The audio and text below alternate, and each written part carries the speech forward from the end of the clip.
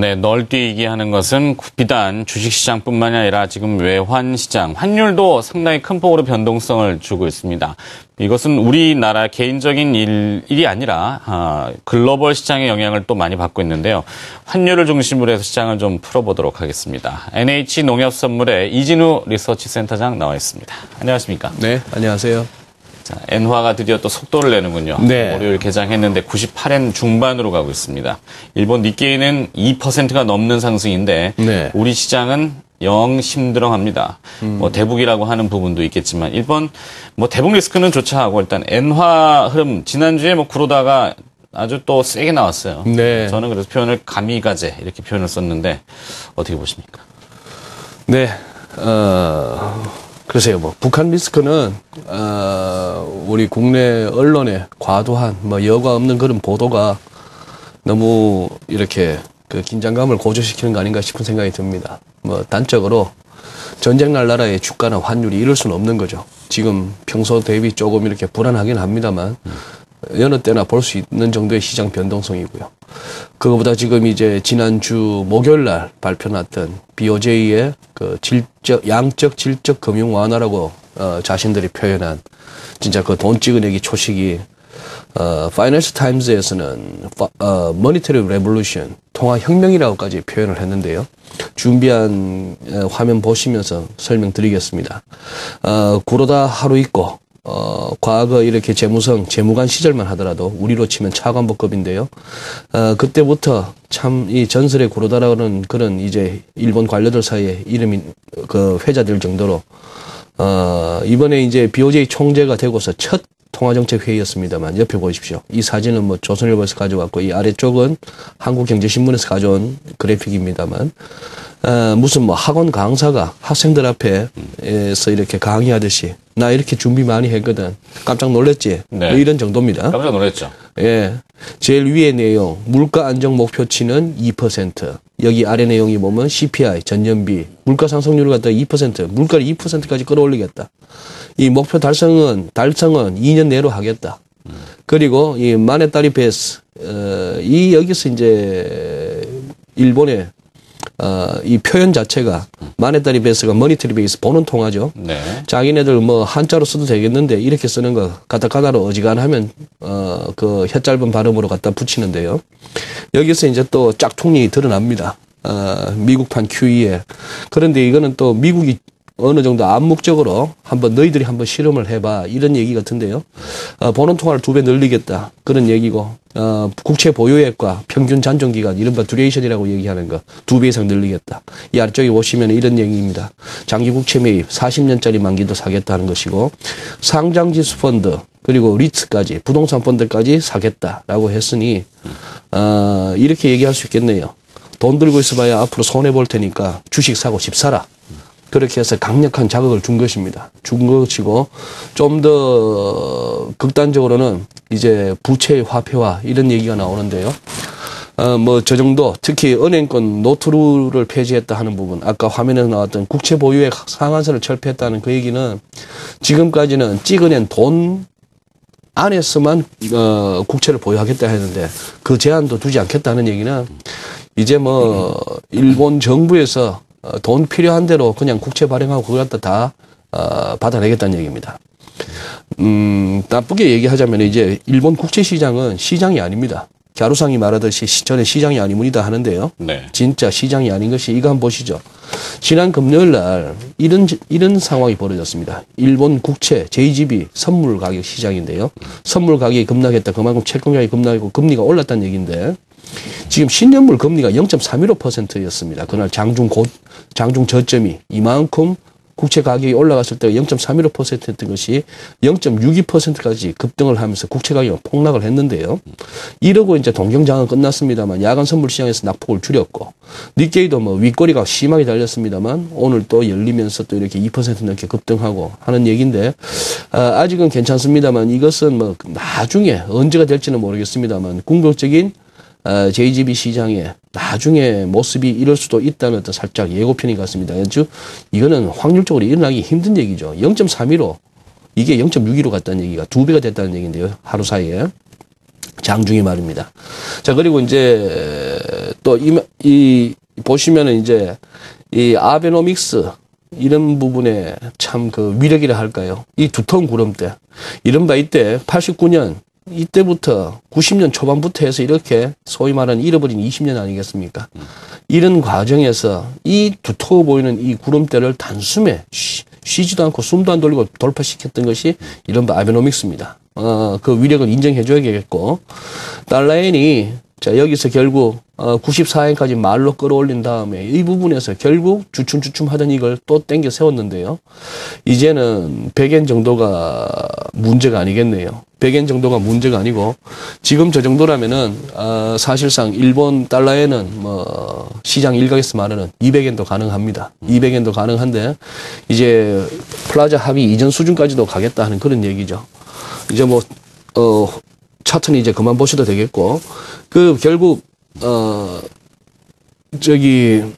문제는 이제 저런 부분에서 일본 소로스도 지적했습니다만, 이제 일본에서는 일본 사람들은 일본 돈 들고 있다가는 뭐 언제 어떻게 될지 모르니까 이제 들고 나가야겠다는 차원에서 이것이 이제 소위 이제 뭐 과거 패러다임으로는 엔캐리 트레이드의 부활입니다. 그렇게 되겠는데, 이게 그러면 이제 가는 중에 우리 그러면 한국으로도 좀 오겠느냐? 일본 사람들이 자국 니케이만 사느냐?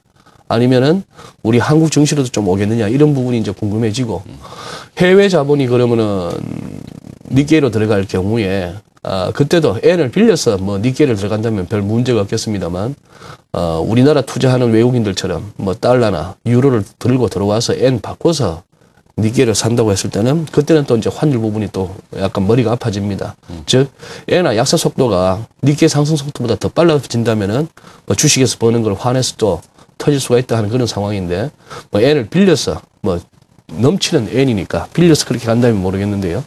뭐 이 짧은 시간에 저 또한 아직까지 제대로 정리가 안 돼 있고, 이것은 분명 일본 독단적으로 행하는 것은 아닌 것 같고, 미국도 결국은 일본에서 만약에 이 방식이 통한다면은 결국은 미국도 한번 이런 식으로 가지 않겠느냐 싶은데, 우리가 알던 시장이 아니고 우리가 알던 세상이 아닙니다. 뭐 우리가 이제 신자유주의 경제에서는 화폐라는 것은 신용이다. 신용 창출로 이루어지는 그 화폐다는 그런 식으로 지금 생각했습니다만, 이 부분이, 이 메커니즘이 지금 작동하지 않은 것이 2008년 이후인데요. 그러고 나서부터는 그냥 셀이 그냥 돈만 찍어내는 그런 지금 상황이 되어버렸는데, 이것이 과연 이제 경제를 살릴 수 있는가? 그 단적인 예로 아까 일본의 JGB 국채 수익률은 계속해서 0.5% 뭐 미만 그 근처에 유지를 하면서 물가는 2%로 올리겠다. 네. 이 당장 말이 안 되는 이 얘기인데 이걸 하겠다는 겁니다. 네. 일본은 그런 상황이고, 또 중국에서는 또 당장 이렇게 경제학자들이나 언론에서 치고 나왔죠. 우리 다 죽으란 얘기냐. 인민은행도 결국 위안화 절하 쪽으로 또 개입을 나서야 된다, 이런 식으로까지 보복을 하자 하는 상황인데, 과거 역사로 본다면은 이 궁극적으로 이렇게 해서도 안 풀리고 해결되는 게 없다면은 나중에는 한번 서로 또 맞짱을 떼야 되는 그런 상황까지도 염두에 둬야 됩니다. 아주 지금 시장이 뭐 간다고 해서 마냥 좋아하기도 힘들고, 그래서 뭐 소로스나 이런 분들도 시장에서 진짜 평생을 보는 사람들도 굉장히 이렇게 혼란스러워하죠. 엔저 정책 위험스럽다고 합니다만, 일단은 중앙은행에 맞서다가는 지금까지는 계속 다쳤기 때문에 일단 페드나 BOJ 뭐 영란은행 이런 쪽에서 추구하는 돈 풀게 그냥 계속 올라가는 쪽으로 배팅해 하는 이쪽으로 가져야 됩니다만, 우리 한국 투자자들은 이 대목에서도 또 이제 화가 치솟죠. 그러면 우리는 왜 하는 그런 또 이제 의문이 부딪힙니다. 알겠습니다. 뭐 현실이 그렇게 진행되고 있는 걸 뭐 어떻게 하겠습니까? 이 구로다 총재는 영국의 옥스퍼드 출신이라고 하더군요. 어떻게 보면 영국에서 제대로 통화 정책을 배워가지고 왔는지 모르겠습니다만, 화끈한 정도를 넘어서 말씀하신 소로스도 BOJ가 도입한 양적 완화의 수준은 미국과 거의 동일한 양적 완화인데, 네. 경제 규모는 3분의 1 수준밖에 안 되기 때문에 네. 이 효과는 3배가 더 커야 된다. 그러니까 어떻게 보면 어폐가 안 맞는다는 얘기일 수도 있겠어요. 뭐 지금 말씀하셨습니다만, 글쎄요, 통화주의자, 국내적으로나 세계적으로 어지간한 경제학자들의 절반 이상이 자칭 통화주의자입니다. 네. 그 사람들이 공부하던 책에서 공부하던 박사과정에서 공부했던 그 내용 가지고는 지금 이 현재 세계 중앙은행들의 이 정책을 설명하기도 힘든 상황이죠. 그렇죠. 예. 자, 구로다의 뭐 적정한 표현은 아닙니다만 쇼부, 뭐 쇼다 이렇게 해야 되나요? 네. 뭐 저는 가미가제라는 표현을 썼긴 했습니다만 하여튼 뭐 그 정책에 대해서 논평을 하는 것 자체는 좀 어려운 것 같고 문제는 이제 우리의 대응 아니겠습니까? 네네. 이번 주 뭐 오는 그 목요일날 금통위 결정합니다. 시장에서는 기준금리 인하를 기정사실화 하고 있는데 네. 25bp냐 아니면 50bp냐 네. 더 그 이상을 해야 된다라는 목소리도 있어요. 네. 정책 당국의 일관성도 좀 없는 것 같고 어떻게 지금 예상을 해볼까요? 이른바 당정청, 뭐 여당, 그리고 청와대, 정부 할 것 없이 그리고 뭐 언론들과 대다수 이코노미스트들까지 금리 인하는 불가피하다 쪽으로 이제 몰고 갑니다. 지금 여기서 문제는 우리 한국은행 김중수 총재의 그동안의 발언과 스탠스였는데요. 계속해서 저금리기의 폐해 그리고 중앙은행들의 과도한 통화 정책이 결국은 갖고 올 어떤 부작용 이런 것에 대해서는 뭐 김 총재께서 수년간에 걸쳐서 이렇게 얘기했던 본인의 소신이 가까운 부분이고 또 지난 금요일 날 서별관 회의라고 언론에서 표현하죠. 국무회의 이후에 그 청와대 서별관에서 모이는 그 경제대책회의에 김준수 총재가 참석한다까지 오보가 나왔다가 오후에 결국 불참으로까지 나왔는데요. 그래서 여느 때보다도 이번 금통이 굉장히 시장이 주목을 받고 있습니다. 근데 그동안에 워낙에 지금 이 상황에서 이제 금리 인하를 내리면 또 한국은행의 독립성 문제가 또 불거질 것이고 저 개인적으로는 결국 김 총재는 한국은행 입장에서는 이번 같으면은 결국 그동안에 자신이 얘기해왔던 쪽으로 금리 동결로 가되 결국 그 경기 상황이나 해외 변수로 보았을 때 내달부터는 또 이렇게 금리 인하도 가능하다 하는 정도의 시그널을 던지지 않겠느냐 하는 정도가 어느 정도의 뭐 중간 정도의 예상입니다만 글쎄요 이번에는 진짜 뚜껑을 열어봐야겠네요.